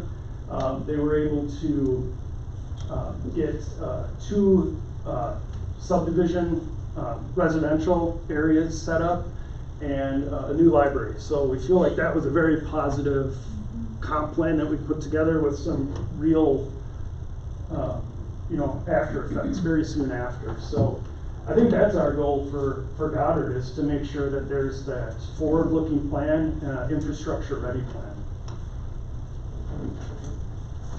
And one other similar example that I wanted to highlight was Baraboo, Wisconsin. In my opinion, it's pretty similar to Goddard in that it is located near a metro area. Baraboo is about 35 minutes from Madison, Wisconsin, which is a very growing area. It's also a touristy area. They're one of actually Wisconsin's most popular state park is located at the southern entry of the city. So there was a lot of tourism in the area, and so I just see a lot of similarities with Goddard. And oops, sorry. One of the key takeaways from that project was, with the growth pressures, we identified ways for the city to identify infill development opportunities. That way that we could try to go to local builders and developers and say, We identified some properties that already have existing streets, utilities, infrastructure. Here's some policies that we could create in order to make it easier for local developers and local builders to get approvals rather than going through certain red tape. And then we also identified growth opportunities for for newer areas of expansion. And so we created basically a 3-phase approach based on where exactly the area of the city is it annexed within the city, are there utilities, is there private streets, and then we gave them a map that basically showed the transition of how we expected the growth of Baraboo to occur. So I think that was pretty similar to how we would approach Goddard. And then included in that, we also halfway through the plan realized that there were certain groups that weren't really getting as much attention in the public engagement side, and so we set up a couple events with the local high school as well as other school children to really get their input as what they wanted to see. And I think one of the things you always hear about in the Midwest, or at least I have in Wisconsin, is the brain drain, and how do we keep people in their hometowns, how do we keep people that go to college to come back. And I think that this is one way to make the youth feel as if they actually have a true investment in the future of Goddard. The one thing I've probably got like 30 seconds left. The thing that I love about SCH is that we're a full service engineering firm as well, but we don't only just leave you a plan and you sit on the shelf, because there's nothing more frustrating than the city administrator and the planning folks to let that sit there and collect dust. So we help you through the implementation side. We have grant writers on staff that are going to be looking for funding sources after you guys identify what we need for Goddard, what works best for Goddard, and we'll help you find those funds. We have a great relationship with all the key stakeholders, with WAMPO, KDOT, our elected folks, and so you name it, we have it with SCH. I wouldn't have left my 17-year career in the public sector just for any firm. I'm going to tell you that. And I truly believe in SCH. I know we haven't done one in Kansas yet, but I know in Valley Center, I always like to be the first. Craig knows that. I always like to be the first. And so Goddard can be the first comp plan for SCH, and I will watch it through the entire beginning and end. And real quick, because I have to give a shout out, and I will attend the Lions Club meetings, because I'm a Lions Club member, and the senior lunches, to get that engagement from all demographics of Goddard. We'll stand for any questions. I know it's over. Very good. How was my first one? Was that okay? Great. Okay. Questions? You haven't done anything in Kansas? Not as a firm, not as SCH.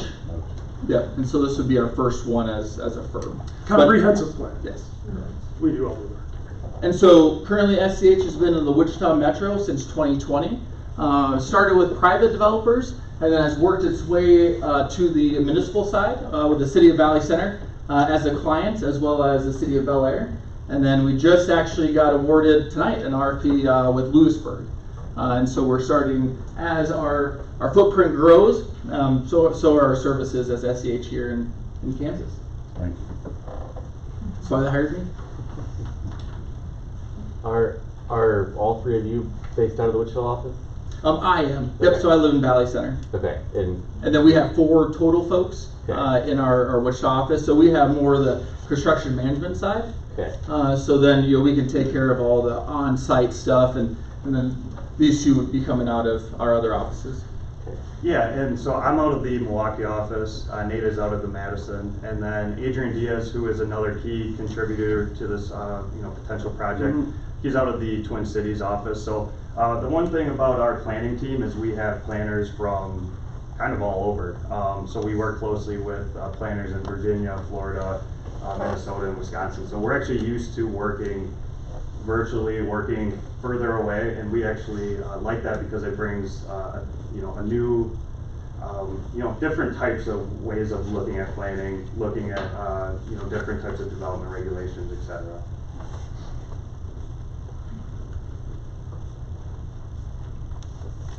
So you guys gonna give the best answer to my first question? Since you're the fourth one to answer. Yeah, we've had some pretty great suggestions, so it's hard to really follow up on that. The honest answer is, at this point, there's a couple different ways you could go with it. I think the main way would be to, you know, when you're working on the future land use districts and maps, you would identify where single and two family may be appropriate. And then in some of your future growth areas where it's not quite sure exactly how the neighborhoods are going to align, you know, in the next 5 to 10 years, you could have like new neighborhood mixed use, new neighborhood residential, and you could have, you know, kind of prescribe a recommended ratio of, you know, 65% of this planning area should generally be single family with open space. And then the rest of that could be two-family residential. It could be maybe some apartments, neighborhood business. That's one way that we've addressed that. Another way is, I mean, the key way is to address it through zoning. Now, you know, what the exact appropriate way of doing that really depends on the exact community. And without a further deeper dive and without the public engagement session, it's hard to really tell at this time.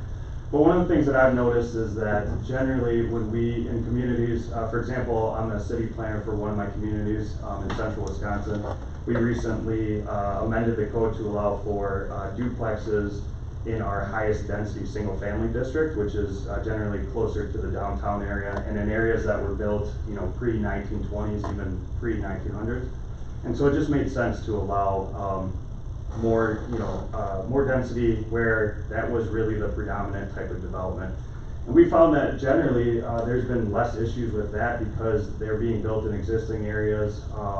You know, I heard the term context sensitive, and that's important because if you have a mix of single family and a mix of two family, a mix of ownership and a mix of rental, that's generally a healthier balance than to have just 100%, you know, 100 unit two-family residential is going to feel much different than 100 unit, you know, mixed single family, a mixed two family, maybe some townhomes, etc. So it's really about balancing the growth and making sure that depending on the exact location in the city that it makes sense in that particular context.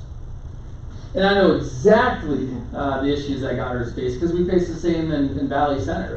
You know, I know there's a group of you know, my former colleagues with the city administrators that are going to hopefully get together and, you know, let's solve this problem together as a group. Let's bring the developers in, let's bring the cities in, let's have a discussion. You know, what works for everybody. I mean, we all know we have a housing crisis, but it's a matter about how do we, you know, solve the issue working together. So as a normal, you know, city administrator, let's form another committee. No, I'm just kidding. You know, it's about working with Micah and Craig and Ryan and your guys' staff and the mayor and council and the planning commission and what do you feel, I mean, is a viable solution? You know, working with your developers in Valley Center, you know, we have over 300 duplexes coming in here very, very soon. Anywhere from those chicken coops, those two-story duplexes, you know, that Bob Armstrong's doing, all the way to the cookie cutters. And so, you know, there is a need for that type of housing. And so we just have to figure out a workable solution to deliver it together as a community versus just having it shut down your throat, you feel like, and you don't have anything to say. And so it's, you know, working together to find a solution to that problem because we all are facing that problem. It's not going away. The younger generation, they're waiting longer to buy homes. They're wanting to rent. A lot of folks have put the pen to paper and say, you know, by the time you add up the homeowner's insurance, that increases 30% a year, you know, it might be cheaper to rent. And so, you know, let's work together with the developers and the communities and the planning and zoning boards and see what we can come up with together. And we can help you with that. Well, I appreciate that because I do believe that we're kind of at a crossroads as a community and in terms of having this opportunity to use this plan process to button this up in a way that really moves us forward in a positive way. And in the 4 responses to the question, I've heard some really good ideas already. But I think that the basic kind of gist of the people that spoke when they were kind of speaking against duplexes, it wasn't that they kind of the consensus of you guys too that we're okay maybe with duplexes, but it's just the way they're being presented and the way they're structured. Too much gray paint, But I think there's a way forward in this, but hopefully we can get to the point where we don't have to be talking about this as a process, and then the community's accepting of the direction as we move forward from here. So that every 18 months, we're not running through this, squirrel cage of what are we doing this week? So I really think this is happening at a good time, and I think we can help, set the direction of the zoning and the planning of this really for the next, hopefully the 10 years, or, we'll go to the 20. Let's go to the 20. Yeah, there you go. So anyway, Yeah. I just want to thank you. Any other questions? A quick comment. Congratulations on getting 4 proposals, by the way, Yeah. from 4 really great firms. Yeah. And so to get 4 proposals, that speaks highly of Goddard and your staff and you as mayor and council. So And I just want to say to all of you that, made the trip, but be careful going home. Some of you have further to travel than others. But we do appreciate you sharing your information, your time, and your talents with us. So. and I know you have long Thank meetings you. still, so you need some snacks, to keep you energized as you continue through your process. And not saying that I'm a former administrator, cookies were always, we've changed now. Thank you for your time. Well, thank you all. Yeah, thank you very much. Thank you, guys. And I got the What?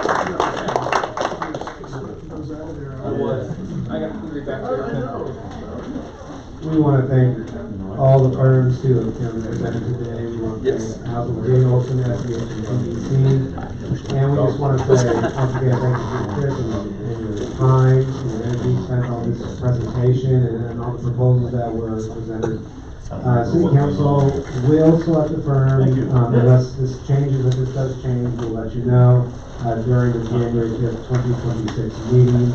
But at this point, that's it for the presentation. So you guys are welcome to stay for the rest of the night. If not, Thank you. We know there's a lot of travel. Thank you very much. Thank you so much. Thank you, everybody. Thank you. Y'all be careful. Thank you guys. Thank you very much.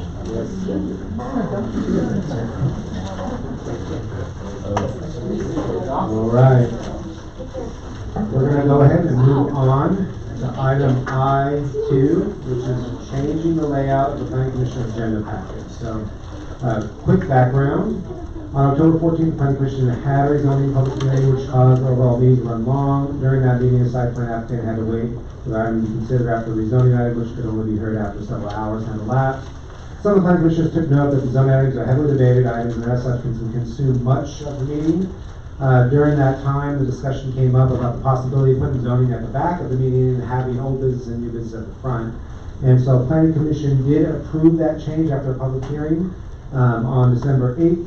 5-0 passed that item, and so now it's coming before the City Council. So since the agenda structure is actually in the subdivision regulations, it has to get published first, wait 20 days, take it to the Planning Commission, and take it to the City Council. So the layout of the Planning Commission meetings are actually in the subdivision regulations, which requires a public hearing and then final action to be done by City Council. So what you're looking at here is the black is staying the same, red and green are the changes. So Board of Zoning Appeals will get shifted to the back, old business and new business will get shifted to the front. So it'll go from after the consent agenda, it'll go to old business, new business, and Board of Zoning Appeals. That'll allow plats and site plans to be considered at the front. Conditional use permits, variances, rezonings will be considered at the back. And then, of course, the city planner report, commissioner comments, and then the ordinance. So there was a public notice was given, incurring a small cost, and there will be a small cost for the ordinance if the city council decides to adopt it. Legally, it's approved as a form. It is recommended the city council both, one, waive the reading of the ordinance, since it will be an ordinance, and approve the ordinance change the agenda package structure for the planning commission with a voice plus a roll call. So at this point, I'll open up to any questions, comments, concerns, or thoughts. You all okay with this? Makes it easier, doesn't it? Any questions? Go ahead. I make a motion to waive the reading of the ordinance. I second. We have a motion to second to waive the reading of the ordinance. All those in favor say aye. Aye. Aye. Yeah, we were wondering. I'll make a motion to approve the ordinance changing the agenda packet structure for the planning commission. I second. Naomi's made the motion. Krista seconds. Roll call. Councilmember Hall? Yes. Councilmember Linder? Yes. Mayor Lee, Yes. Councilmember Trailer, Yes. Councilmember Collins, Yes. ordinance 1032. 1032, thank you very much. Very good, thanks.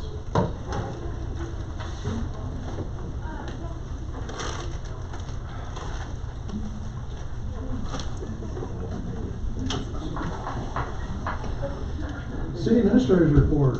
Honorable Mayor, City Council, it's my distinct pleasure to offer you some updates to the ongoing projects and the operations occurring here in our wonderful community. So, first item I want to share with you is that we received word last week that the Patterson Family Foundation have contributed nearly $2,000 to help support the cost for the Goddard Senior Center van, so we're very excited about that. The 23rd Street Stormwater Project, so to our surprise, the contractor showed up last Friday to begin work on that project, so as soon as we heard they were mobilizing the day of, we called those property owners that were adjacent to it and let them know, hey, sorry for the lack of notice, but we're just figuring this out too. We figured since we've been waiting on them to come do the work for many, many months that they'd probably be okay with them going ahead and starting. So I don't think that work will take more than a few days, so hopefully when they're all done with it, we won't have perpetually standing water there on the north side of 23rd Street, just west of the Trails End subdivision entrance. Not to be confused with the previous, but the 23rd edition and 167th edition water transmission line project, they really made efficient work of that. They were done within a couple of weeks. They had their final walkthrough last week, and that project is now complete. So that water transmission line will serve both of those developments along 167th Street. The 23rd edition, 167th edition water, sewer, and stormwater projects also finished up. They had their final walkthrough, and there's no outstanding punch list items. Also related to those two additions, the paving projects, we awarded the low bid to Kansas Paving. The low bid was Kansas Paving. Council will consider awarding it and authorizing the contract probably within the next 2 to 3 city council meetings. For whatever reason, the developer's really been piecemealing this one out. I think most of us would prefer to try to do all these projects at once. You know, this one's been going on for a few years here now. I think there's a myriad of reasons as to why that I won't get into, but still to go after the paving, before we can get into vertical construction of housing, will be the design and construction of the sanitary sewer lift station, as well as the sanitary sewer force main that will connect that lift station to the sanitary sewer force main on 183rd Street, and then on the other side of the lift station to the development itself. So maybe next year we'll be building houses out there.